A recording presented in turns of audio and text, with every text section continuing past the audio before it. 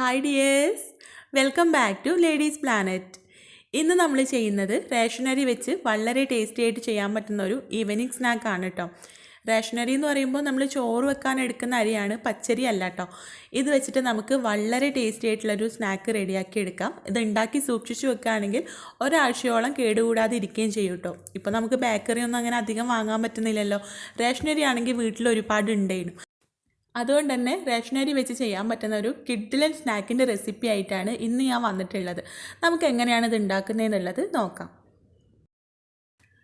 വീഡിയോയിലേക്ക് പോകുന്നതിന് മുൻപായി നിങ്ങൾ ഈ ചാനൽ ഇതുവരെ സബ്സ്ക്രൈബ് ചെയ്തിട്ടില്ലെങ്കിൽ കണ്ടുകൊണ്ടിരിക്കുന്ന വീഡിയോയുടെ താഴെ ചുവന്ന കളറിൽ സബ്സ്ക്രൈബ് എന്ന് എഴുതിയിട്ടില്ലേ, അതിൽ ക്ലിക്ക് ചെയ്തിട്ടൊന്ന് സബ്സ്ക്രൈബ് ചെയ്യുക. നോട്ടിഫിക്കേഷനൊക്കെ കിട്ടാൻ വേണ്ടി തൊട്ടടുത്തുള്ള ബെല്ലൈക്കണിൽ ക്ലിക്ക് ചെയ്ത് ഓൾ തന്നെ സെലക്ട് ചെയ്ത് വെക്കുക കേട്ടോ.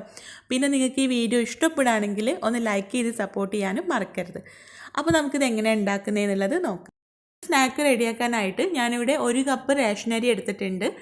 ഈ ഒരു ചോറ് വെക്കുന്ന അരിയാണ് കേട്ടോ. ഇതൊരു 5 മണിക്കൂർ നേരം കുതിർത്തെടുത്തതാണ്. 1 കപ്പ് അരിയാണ് ഞാനിവിടെ എടുത്തിട്ടുള്ളത്. ഇത് കാണുമ്പോൾ നിങ്ങൾക്ക് പച്ചരിയാണെന്നൊക്കെ തോന്നും. കുതിർത്തത് കാണുമ്പോൾ നിങ്ങളൊരു 5 മണിക്കൂർ നേരം ഇതൊന്ന് കുതിർത്ത് നോക്കിയാൽ മനസ്സിലാവും കേട്ടോ. വെളുത്ത കളറിൽ തന്നെയാണ് ഇത് ഉണ്ടാവുക. ഇത് നമുക്കൊന്ന് ഊറ്റിയെടുക്കാം. ഇതിൽ വെള്ളമൊന്നും പാടില്ല. ഇതൊന്ന് പൊടിച്ചെടുക്കാനുള്ളതാണ്. ഒരു 10 മിനിറ്റ് നേരം മാറ്റി വെച്ചതിന് ശേഷം ഇപ്പോൾ വെള്ളമൊക്കെ വാർന്നിട്ടുണ്ട്. ഇനി നമുക്കിതൊന്ന് പൊടിച്ചെടുക്കണം. ഇനി ഞാനിവിടെ ഒരു മിക്സിയുടെ ജാറിലേക്ക് ചേർത്തിട്ടുണ്ട്. ഇനി ഇതിലേക്ക് 1/2 കപ്പ് തേങ്ങ ചിരവിയത് ചേർത്ത് കൊടുക്കാം. ഇനി 1/2 ടീസ്പൂൺ നല്ല ജീരകം ചേർത്ത് കൊടുക്കാം. നല്ല ജീരകം എന്ന് പറയുമ്പോൾ ചെറിയ ജീരകം കേട്ടോ.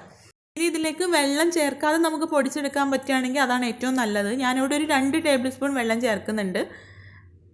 വെള്ളം ചേർക്കണമെന്ന് നിർബന്ധമില്ല. നമുക്ക് കുറച്ച് കഴിഞ്ഞിട്ട് ഇത് നന്നായിട്ട് മിക്സ് ചെയ്തെടുക്കുമ്പോൾ ആവശ്യമുണ്ടെങ്കിൽ ആ സമയത്ത് ചേർത്താൽ മതി. ഞാനിവിടെ ഒരു 2 ടേബിൾ സ്പൂൺ വെള്ളം ചേർത്തിട്ട് ഇത് നന്നായിട്ടൊന്ന് പൊടിച്ചെടുക്കുകയാണ്. പിന്നെ ആവശ്യത്തിനുള്ള ഉപ്പും കൂടെ ഈ സമയത്ത് ചേർക്കാം കേട്ടോ. എന്നാൽ അരിയുടെ എല്ലാ ഭാഗത്തേക്കും ഉപ്പ് എത്തുള്ളൂ. അപ്പോൾ ഞാനിവിടെ ഇത് നന്നായിട്ട് പൊടിച്ചെടുത്തിട്ടുണ്ട്. നോക്കൂ, ഈ ഒരു രീതിയിലാണ് കേട്ടോ. പുഴുങ്ങലരി ആയതുകൊണ്ട് തന്നെ അത്യാവശ്യം തരിയൊക്കെ ഉണ്ടാവും. നമ്മൾ എത്ര പൊടിച്ചെടുത്താലും അതിൽ തരി ഉണ്ടാവും. ആ ഒരു പാകം തന്നെയാണ് നമുക്ക് വേണ്ടത്. ഇത് നമുക്കൊരു ബൗളിലേക്ക് മാറ്റാം. ഇനി ഇതിലേക്ക് ചേർക്കുന്നത് കുറച്ച് മല്ലിയിലയും കറിവേപ്പിലയാണ്. 2 തണ്ട് കറിവേപ്പില അരിഞ്ഞതും പിന്നെ ഒരല്പം മല്ലിയില കേട്ടോ, ഒരുപാട് ചേർക്കരുത്. പിന്നെ ഒരു പച്ചമുളക് പൊടിയായിട്ട് അരിഞ്ഞത്, വളരെ ചെറുതാക്കിയിട്ട് അരിയാൻ ശ്രദ്ധിക്കണം. പിന്നെ ഒരു 1/4 ടീസ്പൂൺ മഞ്ഞൾപ്പൊടി. ഇതെല്ലാം കൂടെ നമുക്ക് നല്ല പോലെ ഒന്ന് കുഴച്ചെടുക്കാം. ഇതിലേക്ക് ചേർക്കുന്ന മല്ലിയില, കറിവേപ്പില, പച്ചമുളക് ഇതൊന്നും ഒരിക്കലും അധികമായി പോകരുത് കേട്ടോ. നമ്മളിത് പ്രസ്സിൽ വെച്ചിട്ട് പരത്തിയെടുക്കാനുള്ളതാണ്. അപ്പോൾ ഇത് പൊട്ടിപ്പോവും അധികമായി കഴിഞ്ഞാൽ. ഇനി ഇതിലേക്ക് 2 വലിയ സ്പൂൺ അരിപ്പൊടി ചേർത്ത് കൊടുക്കാം. നല്ല നൈസായിട്ടുള്ള അരിപ്പൊടിയാണ് കേട്ടോ. നമുക്കിത് പരത്തിയെടുക്കാനുള്ള എളുപ്പത്തിനാണ്. ഈ പുഴുങ്ങലരി മാത്രമാണെങ്കിൽ നമ്മൾ പരത്തിയെടുക്കുമ്പോൾ ഇത് പൊട്ടിപ്പോവും.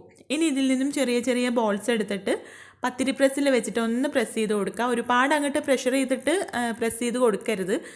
ജസ്റ്റ് ഒന്ന് പ്രസ് ചെയ്യുക. നോക്കൂ, ഈ ഒരു രീതിയിൽ നമ്മൾ പപ്പടവടയൊക്കെ ഉണ്ടാക്കില്ല, ആ ഒരു രീതിയിൽ കേട്ടോ. നന്നായിട്ട് അമർത്തി കൊടുക്കുകയാണെങ്കിൽ ഇത് പെട്ടെന്ന് പൊട്ടിപ്പോവും, നമുക്ക് ഷേപ്പിൽ കിട്ടൂല. ഇങ്ങനെ നമ്മൾ ഓരോന്നും പ്രസ് ചെയ്തതിന് ശേഷം നമുക്കിത് ഫ്രൈ ചെയ്തെടുക്കാം. അപ്പോൾ ഇത് ഫ്രൈ ചെയ്യാൻ വേണ്ടിയിട്ട് എണ്ണ വെച്ച് ചൂടാക്കിയിട്ടുണ്ട്. നല്ല ചൂടുള്ള എണ്ണയിലേക്ക് ഓരോന്നായിട്ട് ഇട്ട് കൊടുക്കാം. അപ്പോൾ ഇത് ഇട്ട് കൊടുക്കുന്ന സമയത്തും എണ്ണ നല്ല ചൂടുണ്ടാവണം കേട്ടോ. എന്നാലേ ഇത് പൊട്ടാതെ നല്ല പെർഫെക്റ്റ് ആയിട്ട് തന്നെ നമുക്ക് കിട്ടുള്ളൂ. ചൂടില്ലാത്ത എണ്ണയിലേക്കാണ് ഇടുന്നതെങ്കിലും പൊട്ടിപ്പോവാനുള്ള ചാൻസ് ഉണ്ട്. ഇനി ഇത് മീഡിയം ഫ്ലെയിമിലിട്ടിട്ട് നല്ലതുപോലെ ഒന്ന് ക്രിസ്പി ആക്കി എടുക്കണം. എന്നാലേ നമുക്കിത് ഒരാഴ്ചയോളൊക്കെ സൂക്ഷിച്ച് വെക്കാൻ പറ്റുള്ളൂ കേട്ടോ.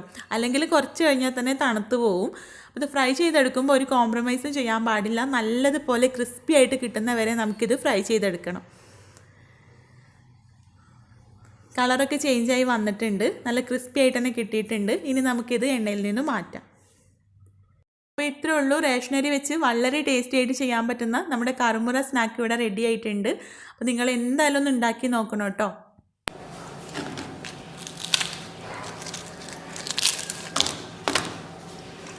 നിങ്ങൾ ട്രൈ ചെയ്ത് നോക്കുന്ന സമയത്ത് ഫീഡ്ബാക്ക് അറിയിക്കാൻ മറക്കരുത്. അതുപോലെ വീഡിയോ ഇഷ്ടമായിട്ടുണ്ടെങ്കിൽ ലൈക്ക് ചെയ്യാനും ഷെയർ ചെയ്യാനും കൂടെ മറക്കരുത് കേട്ടോ.